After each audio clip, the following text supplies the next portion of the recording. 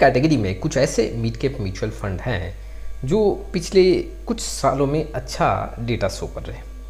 हालांकि बहुत ऐसे इन्वेस्टर हैं जो काफ़ी अट्रैक्ट है Motilal Oswal mid cap mutual fund से, लेकिन मोतीलाल ओसवाल मिड कैप के रिटर्न का आंकड़ा देखें, जैसे 1 साल 2 साल 3 साल, तो इससे भी ज़्यादा पैसा बनाते हुए कुछ मिड कैप म्यूचुअल फंड है। जैसे कि मैं इन्वेस्टको इंडिया मिड कैप फंड की बात करूँ, यहाँ पे एडेलवेस मिड कैप फंड की बात करूँ, आज मैं जो आपके सामने डेटा रखूँगा, ये 3 जो मिड कैप फंड हैं, रिटर्न का हम कंपैरिजन करेंगे, लमसम रिटर्न और एसआईपी रिटर्न का यहाँ पे कंपैरिजन करेंगे।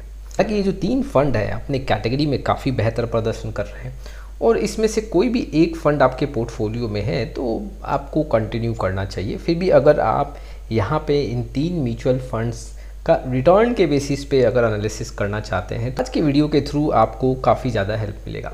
इन्वेस्टको India mid cap, Edelweiss mid cap और मोतीलाल ओसवाल मिड कैप का आंकड़ा मैं आपके सामने रखूँगा। चलिए सबसे पहले हम शुरुआत करेंगे कि लमसम रिटर्न का आंकड़ा कैसा है ये जो 3 म्यूचुअल फंड है। बाद हम एसआईपी रिटर्न पे जाएंगे, लेकिन उसके पहले mutual fund related complete solution चाहिए तो आप हमारे साथ जुड़ सकते हैं।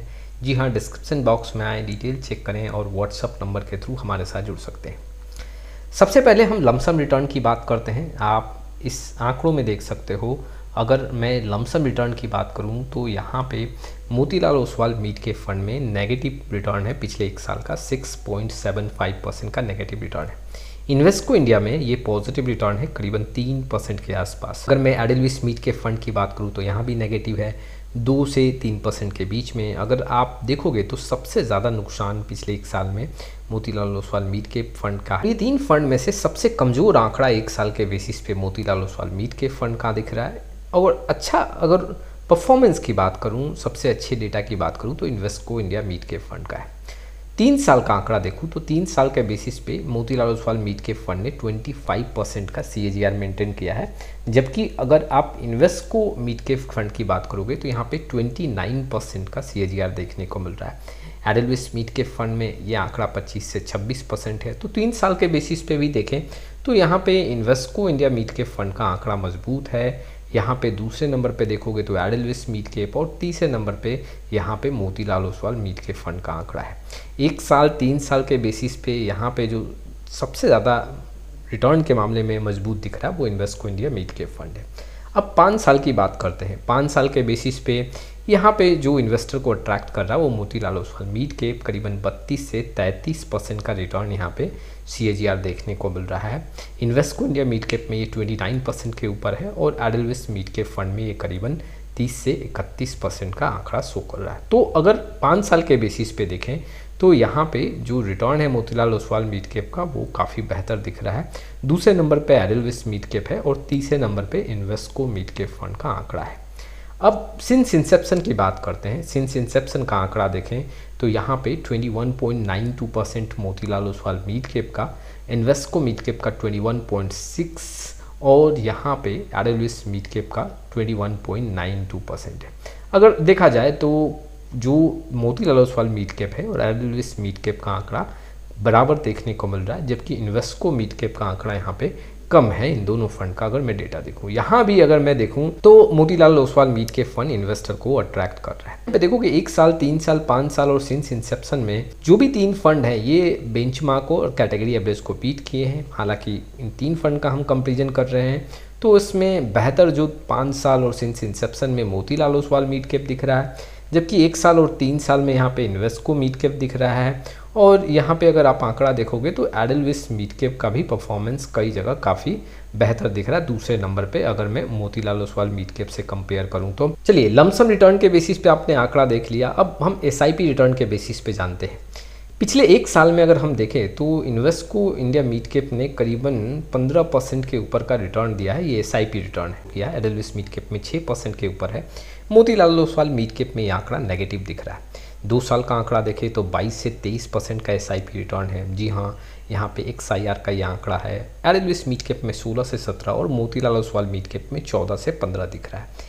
3 साल के बेसिस पे देखें तो 28% के ऊपर इन्वेस्टको इंडिया मिड कैप में और एडेलवेस मिड कैप में 24% के आसपास, मोतीलाल ओसवाल मिड कैप में यहाँ पे 24% के आसपास देखने को मिल रहा है। 5 साल का आंकड़ा देखें तो इन्वेस्को इंडिया जो मिड कैप है वो 26% के ऊपर का रिटर्न शो कर रहा है। एडेलविस मिड कैप 24% के ऊपर और मोतीलाल ओसवाल मिड कैप यहाँ 28% के ऊपर शो कर रहा है। 10 साल में यहाँ अगर आप देखोगे तो जो मोतीलाल ओसवाल मिड कैप है उसका डेटा ज़्यादा देखने को मिल रहा है, 22.76% है। यहाँ पे इन्वेस्को इंडिया मिड कैप का 22.5 और एडेलविस मिड कैप में 22.24% का यहाँ पे रिटर्न देखने को मिल रहा है। 1 साल, 2 साल, 3 साल के बेसिस पे देखें तो अगर ये 3 फंड का आंकड़ा देखें तो SIP रिटर्न में इन्वेस्को इंडिया मिड कैप का आंकड़ा मजबूत है, जबकि अगर मैं 5 साल 10 साल के बेसिस पे देखूं तो Motilal Oswal mid cap fund का भी आंकड़ा यहाँ पे काफ़ी बेहतर देखने को मिल रहा है।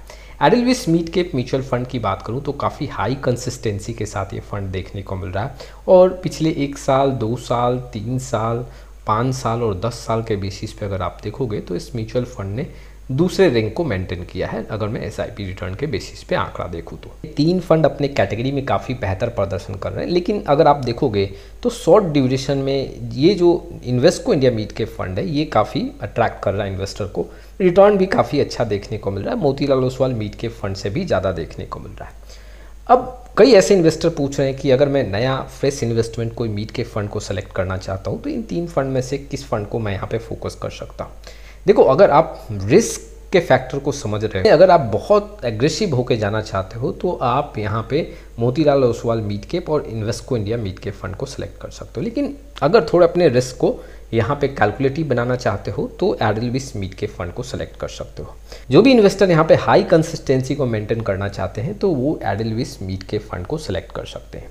मैं इन्वेस्टर को ये भी बताना चाहता हूँ कि देखो, जो Motilal Oswal mid cap fund है उसमें कई ऐसे स्टॉक्स हैं जो काफ़ी एग्रेसिव स्टॉक्स हैं। इट मीन्स कि अगर मार्केट ऊपर जाएगा तो काफ़ी बेहतर रिटर्न भी देंगे और मार्केट में गिरावट होगा तो उसमें नुकसान भी काफ़ी ज़्यादा देखने को मिलेगा।